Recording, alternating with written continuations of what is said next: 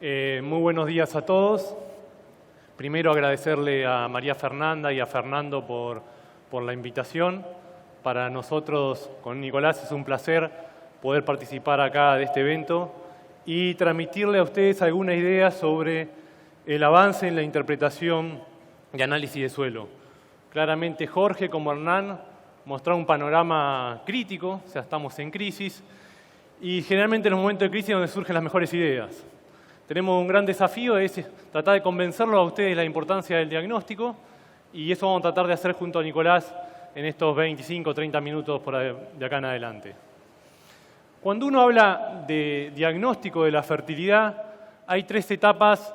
Nosotros vamos a concentrarnos en el diagnóstico basado en análisis de muestra de suelo, porque todo lo que sea planta, cultivo, monitoreo y demás se va a tratar en las mesas durante los distintos paneles de la tarde. Entonces, nosotros nos vamos a concentrar en suelo y, por lo tanto, cuando hablamos de diagnóstico de suelo, la primera etapa clave es el muestreo, ¿tá? Luego de esa etapa de muestreo viene el análisis propiamente dicho y, por último, la interpretación de ese análisis y recomendación de fertilización, que es en lo que más vamos a hacer hincapié junto a Nicolás. Si bien no vamos a hablar mucho del muestreo de suelo, tengan en cuenta que la exactitud del análisis está dada por la toma de la muestra de suelo. Digamos, es la etapa fundamental y, como siempre decimos, es la tecnología de procesos más barata que disponemos para hacer diagnóstico en la región pampeana. Hay que usarla, hay que muestrear suelo, hay que saber el punto de partida, dónde estamos parados para empezar un programa de fertilización. Ahora, cuando hablamos de muestreo de suelo estrictamente, hay distintos esquemas que ustedes ven ahí de cómo muestrear el suelo. Y el esquema en realidad va a depender del objetivo que ustedes persigan. ¿El objetivo mío cuál es? Identificar un problema de nutrición en particular. ¿El objetivo cuál es mío? De evaluar cómo evoluciona una propiedad de suelo en el tiempo. ¿O el objetivo mío es hacer un mapa de un nutriente en particular? En función de mi objetivo va a ser la primera decisión. ¿Qué esquema de muestreo voy a hacer? Y después, estrictamente con la toma de la muestra de suelo, podemos hablar desde el número de submuestras por muestra que son necesarias tomar para tener una determinación precisa, hasta el acondicionamiento de la muestra previo a su envío a los laboratorios. Todas esas etapas son realmente importantes y hay que perder tiempo, o mejor dicho, ganar tiempo en tomar las decisiones correctas ya desde el punto de muestreo de suelo. Toda esta información nos llevaría a una charla aparte, pero la pueden revisar en el trabajo que figura ahí de Carretero del 2016, que está disponible en la página de IMNI, y no voy a perder mucho detalle en esto, pero quiero que les quede realmente claro que el muestreo de suelo hoy en día, más el análisis, tiene un costo de $2 a $3 por hectárea, cuando invertimos más de $100 por hectárea en fertilización, o sea que no tiene, digamos, ni punto de comparación, además de la información que nos da, y que eso representa un gasto por hectárea de 10 kilos de maíz o de 5 kilos de soja que me sale ese muestreo más análisis de suelo. Después Nicolás le va a mostrar algunos datos de si es realmente qué es lo que hacemos o cuánto hacemos de esto. Pero es fundamental, es una tecnología barata que nos da mucha información. Ahora, asumamos que todo lo que estamos acá presente, muestreamos suelo, hacemos los análisis y viene el tercer punto y donde vamos a trabajar nosotros, que es en la interpretación de ese análisis de suelo. O sea, ¿qué información nos da? Según de qué va a depender la interpretación. En general, la interpretación del análisis de suelo depende del intérprete, o sea, del conocimiento que tenga el que lee ese análisis de suelo sobre la dinámica del nutriente en el suelo, sobre la dinámica del nutriente en la planta, sobre el lote, sobre el ambiente, sobre la región, le va a dar mayor información si entiende el contexto y sabe sobre la dinámica de esos nutrientes. Ahora, cuando uno encara un problema de diagnóstico, lo primero que tiene que dividir, y ahí arrancamos, es si estamos hablando de nutrientes móviles o nutrientes de baja movilidad. Recuerden ustedes que los nutrientes móviles son aquellos que llegan por flujo masal a la raíz, que se encuentran en solución, y por lo tanto uno asume que la demanda del cultivo, el rendimiento objetivo, tracciona los umbrales críticos. Eso es lo que uno piensa de antemano. Mientras que los nutrientes de baja movilidad, nosotros nos concentramos en esa zona que aparece roja en las raíces, que es esos puntos de contacto, cilindros de deficiencia que se generan cerca de las raíces de las plantas. ¿Por qué? Porque en el caso de nutrientes de baja movilidad no tengo en solución y llegan por difusión o intercepción. La raíz se tiene que chocar al nutriente prácticamente. Entonces nos interesa esa zona, miramos más el suelo. ¿Tá? Entonces la idea de la presentación nuestra es ver para estos dos grandes grupos de nutrientes cómo impacta el potencial de rendimiento, la textura del suelo sobre los niveles críticos y por otro lado, qué otras fuentes alternativas a las tradicionalmente utilizadas para el diagnóstico podemos considerar para mejorar la interpretación de ese análisis de suelo.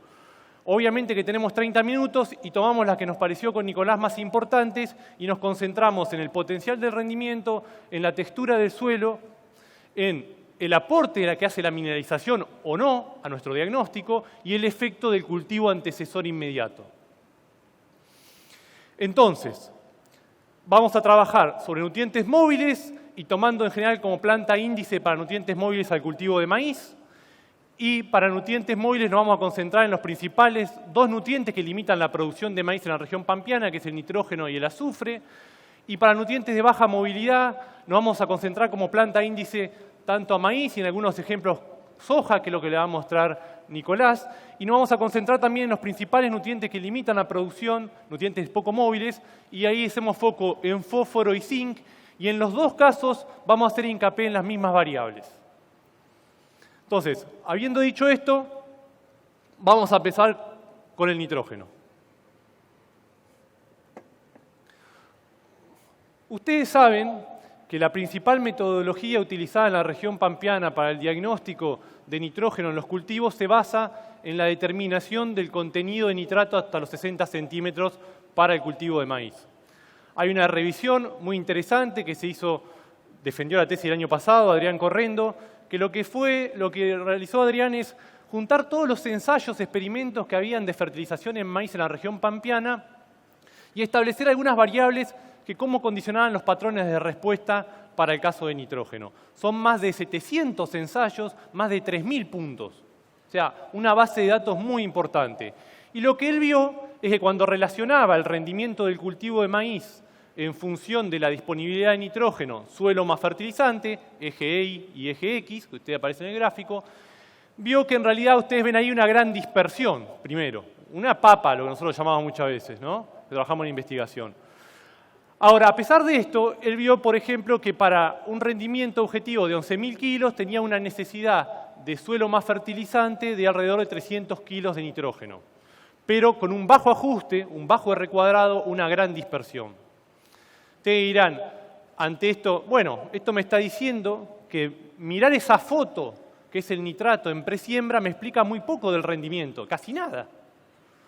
Pero tengan en cuenta que acá hay más de 2 décadas de ensayo, más de 3.000 puntos, distintos sitios y ambientes, y además recuerden siempre que le estoy pidiendo a un nutriente móvil que mido 3 meses antes o 4 de cuando se fija el número de granos que me explique eso. ¿Tá? Entonces tampoco le podemos pedir más de la cuenta. No obstante esto, lo que hicieron estos autores dijeron, bueno, ¿cómo podemos mejorar esa precisión de ese método de diagnóstico? Y lo primero que pensaron fue en agrupar según potencial de rendimiento, porque ahí estaban todos los ensayos de maíz sin ningún tipo de discriminación. Entonces dijeron, bueno, agrupemos en categorías según el potencial de rendimiento de maíz, de los ambientes, y lo que vieron que al agrupar en categorías, obviamente los R cuadrados, que me dan idea de la capacidad predictiva del diagnóstico basado en presiembra, mejoraban. Pasaba de un 0,20, que tienen ahí 0,18, a un 0,50, 55 en algunos casos. Pero lo más interesante es como que estos autores, como cruzaron distintos ambientes con distinto potencial, lo que dijeron, bueno, si es real que la demanda tracciona a los umbrales, debería haber alguna relación entre el rendimiento potencial o rendimiento objetivo y los umbrales de nitrógeno críticos, suelo más fertilizante. Y eso es lo que vieron. Fíjense que ahí ese gráfico les muestra cómo cambia el umbral en función del rendimiento objetivo. A medida que paso de las 10 toneladas con un NN objetivo de 200 kilos de nitrógeno, suelo más fertilizante, a unas 13 toneladas, el nivel crítico se incrementa, lo cual es lógico pensar, dado que es un nutriente móvil. Pero lo bueno de este trabajo es que juntaron toda la base de datos y lo hicieron y lo mostraron. Además, entonces, lo que definieron es que el nivel crítico depende, obviamente, del potencial de rendimiento, lo que uno esperaba de antemano, pero si ustedes ven la pendiente de esa recta, lo que les dice es que si yo cambio el rendimiento objetivo en 1 tonelada, mi requerimiento incrementa de suelo más fertilizante en 22 kilos por tonelada de grano. Entonces uno podría hacer las estimaciones de los umbrales según el potencial de mi ambiente. Dijeron, bueno, el potencial del ambiente me condiciona el umbral crítico. ¿Qué pasa con la textura del ambiente? Con el mismo set de datos, agruparon estos autores en texturas finas, medias y gruesas, y ahí yo les muestro solamente para un ejemplo, un rendimiento que van desde ese cuartil, desde 11 a 13 toneladas, un poco más, un poco menos, y lo que vieron es que el umbral crítico no cambiaba en función de la textura del suelo. Fíjense que independientemente de la textura, las 3 curvas hacen máximo en el mismo valor de suelo más fertilizante. Pero si ven en la parte baja de la curva, ven que hay distinto patrón, distinta tasa de respuesta. Entonces, lo que estos autores definieron es que la textura del suelo no me cambia el nivel crítico dentro de un mismo potencial, pero sí que me cambia la tasa de respuesta. ¿Y eso para qué me sirve a mí? Si yo tengo que invertir en uno de esos 3 ambientes, el de textura fina me va a dar más kilos de grano por kilo de N aplicado. Pero el de textura gruesa tengo un testigo más alto, un rendimiento sin nitrógeno más alto. Pero fíjense que por un lado lo que vimos hasta acá es que sí tracciona el rendimiento el umbral, pero la textura no me afecta en la parte de mi nivel crítico, una vez que definí el potencial del ambiente y mi rendimiento objetivo. Ahora, habiendo visto esto, en los últimos años, como yo les mencioné, la principal metodología se basa solamente en medir el contenido de nitratos previo a la siembra, esa foto, pero no me dice nada de lo que aporta ese suelo durante el ciclo del cultivo. ¿Por qué fuente? Por mineralización de nitrógeno. Se ha determinado que para, por ejemplo, maíces en esta zona de siembras tardías, más del 80% del total de nitrógeno que absorbe la planta lo aporta el suelo por mineralización durante el ciclo de cultivo. Y no lo estamos midiendo con el nitrato que medimos en presiembra. Entonces, hace varios años en el grupo de INTA Balcarce, junto con el área técnica del laboratorio Fertilab, empezamos a trabajar de buscar algún estimador fácil y confiable de este pool, de esta mineralización que ocurre durante el ciclo de cultivo. Y ahí surgió, como les comentó algo Hernán, el tema del nitrógeno incubado en anaerobiosis, o NAN, que no es más ni menos que un estimador del aporte de nitrógeno por mineralización de esas fracciones orgánicas lábiles de nitrógeno. Entonces lo que pensamos es, ¿por qué no trabajamos con un modelo combinado que mida esa foto, el nitrato, más lo que pasa durante el ciclo de cultivo? Y así fuimos en varios cultivos, y lo que vimos en la mayoría de los cultivos, que cuando incorporamos ese estimador de la mineralización a nuestro modelo de diagnóstico, los ajustes, tanto para la zona sudeste como para la zona norte, mejoraban y ustedes lo ven reflejados en los R cuadrados. Ahora, lo interesante del nitrógeno anaeróbico es que se ha visto no solo pensado en la nutrición del cultivo, sino que en los últimos años hay varios trabajos que muestran que se asocian con propiedades físicas de suelo y con algunas propiedades biológicas del suelo. Por lo tanto, se está pensando como un indicador de salud edáfica que va más allá de la nutrición del cultivo y me dice cómo es el grado o estado de salud de ese suelo, grado de degradación que tiene en un ambiente en particular, en una región determinada. Hasta acá lo que vimos fue, midamos inicial, vemos la foto, midamos qué pasa durante el ciclo de cultivo, pero olvidamos de ver qué nos dice el cultivo antecesor inmediato. ¿Puede ser una fuente de nitrógeno para el cultivo que sigue en la rotación? Antecesor inmediato le llamo, puede ser un cultivo de cobertura o puede ser un antecesor que dejó el lote hace más de 6 meses. El antecesor. ¿Qué rol juega en la nutrición del cultivo que sigue en la rotación? Y ahí le voy a mostrar un solo caso, para el sudeste bonaerense, un maíz de siembra temprana, que tenían antecesor como cultivo de cobertura avena con mezcla con vicia o vicia, y lo que Diez en su tesis de máster vio es que si yo tenía avena había una competencia de ese cultivo de cobertura, que era máxima hasta 40 kilos de nitrógeno, por el cultivo que seguía de maíz, mientras que si tenía mezclas de avena vicia o vicia, tenía un aporte neto de nitrógeno equivalente hasta 3 toneladas de ese maíz que seguía en la rotación. Los modelos actuales de diagnóstico solamente contemplan, en el mejor de los casos, la foto más la mineralización estimada con el NAN.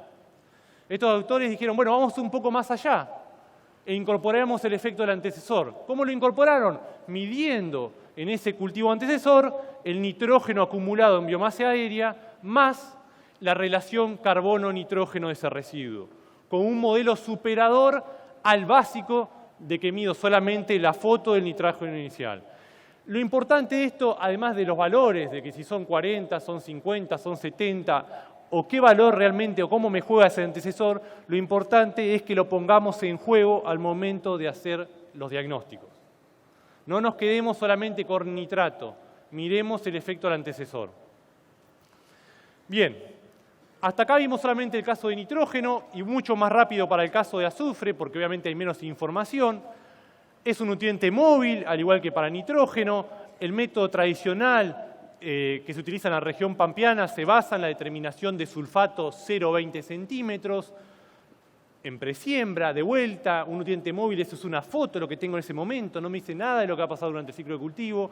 Y hay muchísimos resultados que muestran, en general, que cuando mido solamente sulfato 0,20, la capacidad predictiva del modelo es baja, y ustedes ven en rojo las zonas que me indican que el diagnóstico es incorrecto, o sea, hay muchos puntos en esas zonas, y por lo tanto algunos trabajos trataron de decir, bueno, no midamos solo 0,20, vayamos un poquito más abajo, midamos hasta 60, y la tesis de doctorado de Carciocci vio que el ajuste mejoraba entre la respuesta azufre-maíz y el sulfato, pero ya hasta 60, pero no obstante en algunos ambientes eso no resulta tampoco para el diagnóstico. ¿Por qué?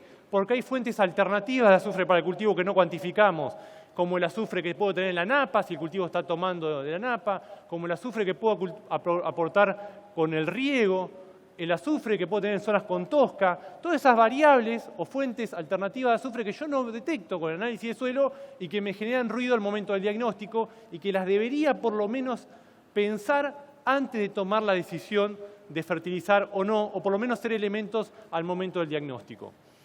Si pensamos que la mineralización del azufre y el nitrógeno están estrechamente relacionadas en el suelo, como así también la dinámica de ambos nutrientes en la planta, lo que fue, no fuimos muy tampoco ilustrados en decir, bueno, ¿por qué no le sumamos a esa foto la mineralización pero de azufre?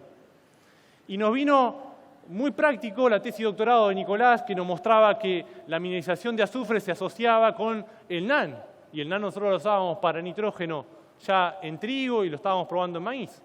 Entonces lo que dijimos, bueno, si el NAN se asocia con la mineralización de azufre, que es muy tediosa medir en incubaciones aeróbicas, ¿por qué no usamos el NAN para el diagnóstico de azufre también, además de para el nitrógeno?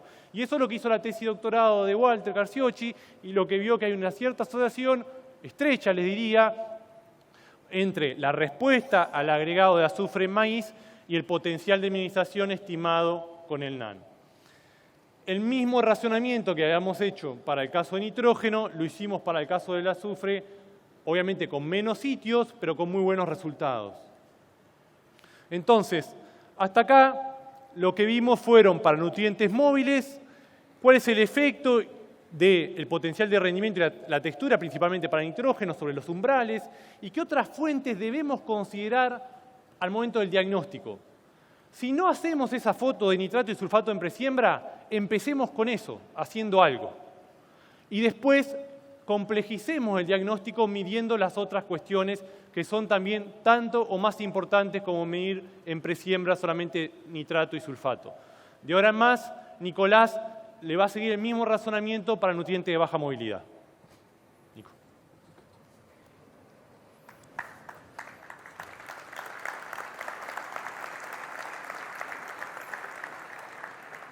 Bueno, muchas gracias Nahuel. Mi nombre es Nicolás Wingard y como le decía Nahuel, yo voy a estar hablándole de los nutrientes poco móviles.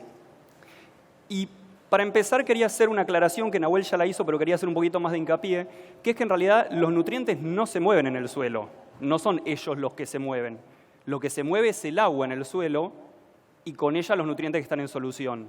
Entonces, los nutrientes móviles, como N y S, son aquellos que tienden a estar en la solución del suelo. Los nutrientes poco móviles, como fósforo y zinc, son aquellos que tienden a interaccionar con la fase sólida del suelo y, por lo tanto, a no estar en solución. Entonces, el agua al moverse acerca, entre comillas, los nutrientes móviles a la planta. no los poco móviles. Entonces, en esos casos, la planta va a tener que alcanzar por medio de sus raíces a los nutrientes. Vamos a empezar hablando del fósforo y del método tradicional de diagnóstico, que es el conocido fósforo-Bray. Hay otros métodos como Olsen y Melich, pero en Argentina está calibrado para todos los cultivos fósforo-Bray. Lo que tenemos en el gráfico que ven acá son calibraciones hechas para maíz y soja. Tenemos en el eje de las X el fósforo-Bray, en el eje de la Y el rendimiento relativo. Y vemos que hay dos franjas azules. Del lado de su derecha, de la franja azul, lo que se ve ahí es que a altos contenidos de fósforo-Bray la probabilidad de respuesta a la fertilización es baja. En esa zona intermedia azul, la probabilidad de respuesta a la fertilización es media y por debajo, bajos valores de fósforo-Bray, la probabilidad de respuesta es alta. ¿Sí? Lo más probable es que tengamos respuesta al agregado de fertilizantes fosforados. Sin embargo, estos umbrales, estas franjas azules, van a variar en función a diferentes variables que son las que estamos analizando. Vamos a empezar la primera con el potencial del ambiente y de nuevo vamos a recurrir al ensayo o al estudio que realizó Adrián Correndo. De nuevo, lo que hizo fue agrupar resultados de muchísimos estudios a campo realizados en la región pampeana y extrapampeana. Y lo que observó fue lo siguiente. Eje de las X, fósforo-Bray, eje de la Y, lo que tenemos donde dice maíz, ¿sí? Eso sería los umbrales observados para el promedio de todos los lotes de maíz. Y las otras tres franjas, ¿sí? Lo que está abajo de maíz, es lo que eso fue dividir ese pool de datos en función del potencial del ambiente, como alto, medio y bajo. Y los rombitos, los que nos muestran es el promedio, sería el umbral promedio. Lo que vemos es que no hay grandes diferencias. Estadísticamente no hay diferencias en los umbrales si discriminamos por potencial de rendimiento, contrastante a lo que acaba de mostrar Nahuel para nitrógeno. ¿Por qué es esto? Imaginemos que tenemos una planta de maíz con poco crecimiento, tiene poca biomasa, poco rendimiento, tiene poca demanda de fósforo, ¿de acuerdo? Y tiene también un bajo desarrollo radicular. Pasemos al caso de una planta con mucho más crecimiento, más biomasa, más rendimiento, más demanda de fósforo. Sin embargo, también tiene una mayor biomasa radicular, con lo cual tiene una mayor exploración del suelo y mayor acceso a fósforo. Entonces, si bien la demanda de fósforo es mayor, también es la oferta. Por eso es que no vemos variaciones en los umbrales de fósforo, que es un nutriente poco móvil, en función del potencial de rendimiento. Pasando a la mineralización, como les decía hoy, el método tradicional de diagnóstico es el fósforo-Bray, medido en los primeros 20 centímetros del suelo. Importante recalcar que el fósforo-Bray no considera ninguna fracción orgánica ni considera la mineralización. O sea, solamente estamos mirando el lado inorgánico. Si nosotros vemos este tipo de calibraciones entre fósforo-Bray, eje de las X, y respuesta, es decir, la diferencia entre el cultivo fertilizado y no fertilizado en rendimiento, vemos este tipo de comportamiento.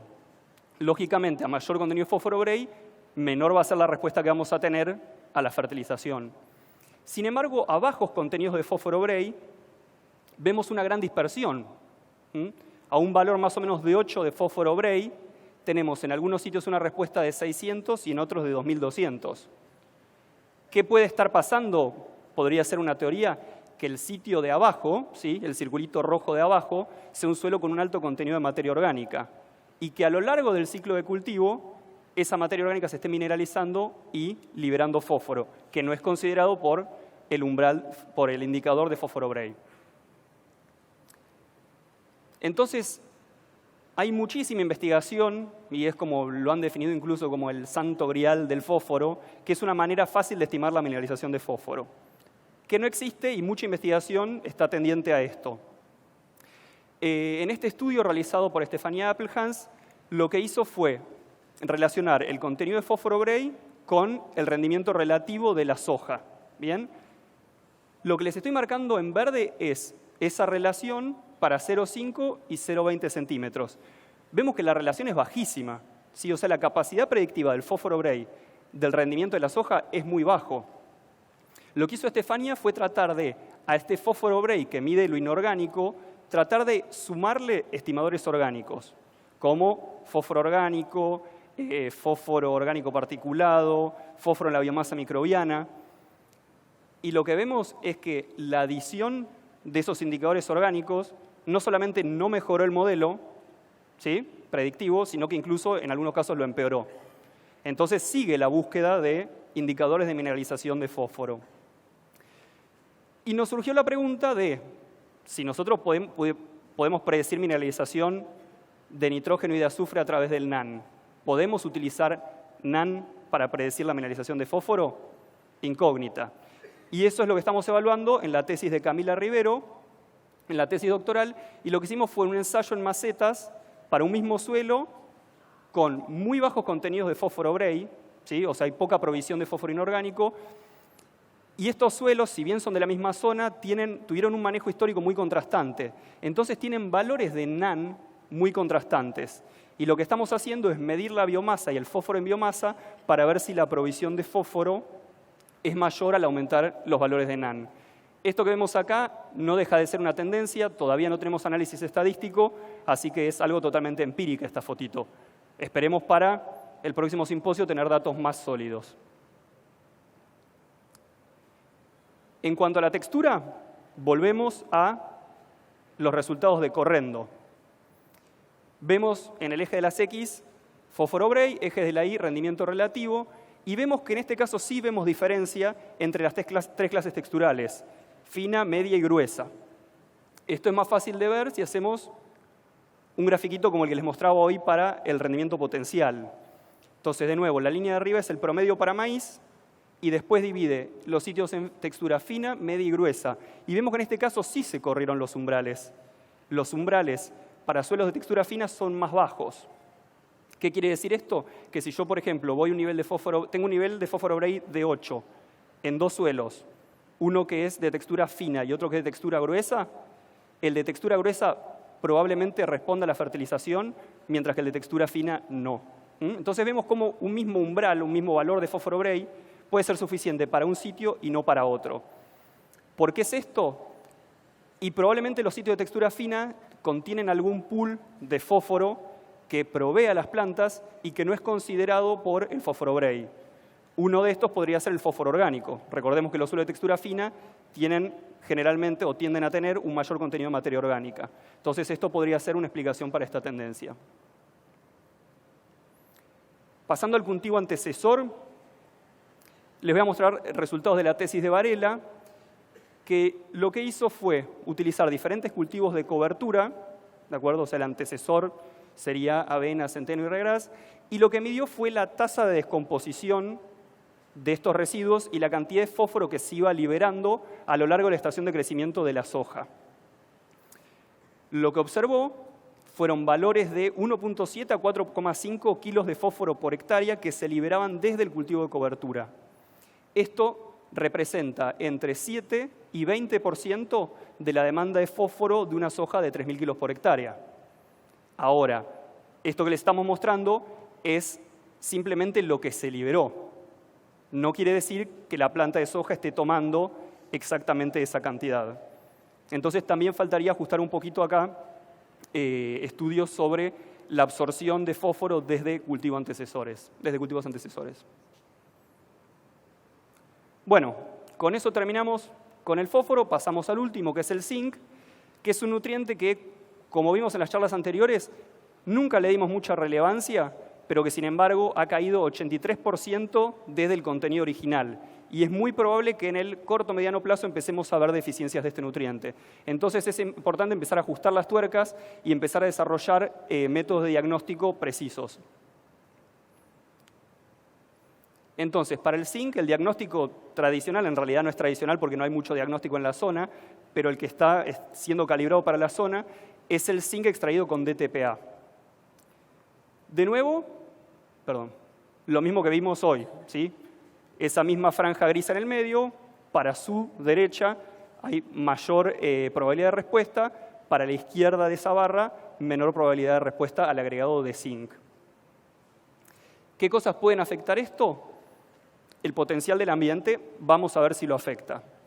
Entonces, para nitrógeno, Nahuel les mostró esto, ¿sí? Mayor potencial del maíz, mayor es el umbral. ¿De acuerdo? Esto es para un nutriente móvil. Ahora, les voy a mostrar los resultados de Barbieri para zinc. ¿Qué observamos? Una papa, nada. ¿Sí? No vemos esa relación lineal. De nuevo, ¿cuál es la explicación? Que las plantas con mayor crecimiento tienen una mayor exploración radicular, mayor acceso a zinc y por lo tanto se compensa esa mayor demanda del nutriente por la mayor exploración. En cuanto a la mineralización, no voy a hablar directamente de mineralización, ¿sí? Sino la asociación entre la materia orgánica del suelo y la disponibilidad de zinc. Estos también son resultados de Barbieri y lo que hizo Pablo fue tratar de ver si el modelo de predicción de rendimiento, rendimiento relativo del maíz hecho con zinc de TPA es mejorado, además teniendo en cuenta el zinc de TPA y agregándole otras variables del suelo, como materia orgánica, pH y fósforo Bray. Lo que vio es que las únicas dos variables que aportan al modelo son zinc de TPA y contenido de materia orgánica. ¿Por qué es que el contenido de materia orgánica aumenta la disponibilidad de zinc? Porque lo que hace es básicamente aumentar la solubilidad. O sea, es un agente quelante la materia orgánica y aumenta la solubilidad del zinc. ¿De acuerdo? Entonces no está tanto asociado a mineralización, sino que es una cuestión de solubilización del zinc. Sin embargo, vemos que el modelo predictivo tiene un muy bajo ajuste, ¿sí? Es pobre en predecir. Pero sin embargo, un poquito lo mejora el agregado de la materia orgánica. En cuanto al cultivo antecesor, la concentración de zinc en residuos es muy bajita, por lo que consideramos que el aporte del cultivo antecesor al cultivo siguiente no debería ser demasiado relevante. Sin embargo, los resultados que les voy a mostrar ahora son de la tesis de Cecilia Crespo, que es una tesista doctoral de grupo, todavía no están publicados, pero ella lo que hizo fue analizar un ensayo de larga duración en el cual durante 9 años en una parcela tenía monocultivo de soja y en el otro monocultivo de soja y cultivos de cobertura. ¿Qué pasa? Al tener cultivos de cobertura, el aporte de materia orgánica a lo largo de los años fue mayor, aumentó el contenido de materia orgánica y ¿qué vimos en la filmina anterior? Mayor contenido de materia orgánica se asocia con una mayor disponibilidad de zinc. Y esto fue lo que se observó. ¿Bien? 1,97 ppm en el suelo después de 9 años de monocultivo de soja y sube a 2,08 con el uso de cultivos de cobertura. Bueno, con esto terminamos el último de los nutrientes que les dijimos que íbamos a analizar. Y para terminar, quería hacer una analogía entre lo que es el diagnóstico de fertilidad de suelo y el diagnóstico clínico. Si miramos la foto, la cara de sufrimiento que tiene el hombre muestreando, podríamos decir que lo que tienen en común es que los dos son dolorosos. Pero no, la analogía que quiero hacerles es la siguiente. Uno va al médico. El médico te receta que te hagas un análisis de colesterol. Vas al laboratorio, te hace una extracción de sangre, esa muestra de sangre va al laboratorio, se analiza y me dan un valor de colesterol, que no me sirve de nada si no tengo con qué compararlo. Entonces vuelvo al médico y el médico sabe que un valor de colesterol por encima de 200 es malo, ¿sí? Y por debajo es bueno. Sin embargo, va a considerar otros atenuantes u otras condiciones. Si es una persona embarazada, si tiene sobrepeso, sedentarismo. ¿Bien? Entonces, esto ahora lo llevo al suelo. El productor debería consultar a un ingeniero agrónomo. El ingeniero agrónomo recomendar el análisis de suelo. El análisis de esa muestra de suelo va al laboratorio, se da un resultado de fósforo Bray, de zinc, de nitrógeno, de azufre, vuelve al ingeniero agrónomo y el ingeniero agrónomo lo compara contra un umbral. Y ese umbral, además de tener en cuenta solamente ese valor, va a tener en cuenta otras variables como las que vimos hoy, textura del suelo, potencial de rendimiento, ¿de acuerdo? A la hora de tomar la decisión. Ahora, ¿de qué me sirve a mí conocer cuál es el umbral de colesterol si no voy y me saco sangre? ¿De acuerdo? Entonces, ¿de qué me sirve a mí conocer los umbrales de nitrógeno, fósforo, zinc y demás nutrientes si no muestreo suelo? Y eso es lo que seguimos viendo, que en Argentina se toma una muestra de suelos cada 250, 300 hectáreas, cuando en otros países como Estados Unidos y Brasil se toma una cada 40 hectáreas. Entonces, si yo estoy fallando en la etapa de muestreo, si no estoy tomando muestras de suelo o las estoy tomando mal, de nada sirven los avances que sigamos teniendo en análisis de suelo y en calibración de umbrales y en la interpretación de los resultados. Bueno, les agradecemos con Nahuel y de parte de todo el grupo de Relaciones Suelo-Cultivo Balcarce, y les dejamos nuestras redes sociales. Ahora recién creamos un Instagram, y en ese Instagram vamos a estar subiendo datos de lo que presentamos con Nahuel ahora y también los mapas que presentó Hernán Sáenz Rosa en la presentación anterior. Así que bueno, muchas gracias.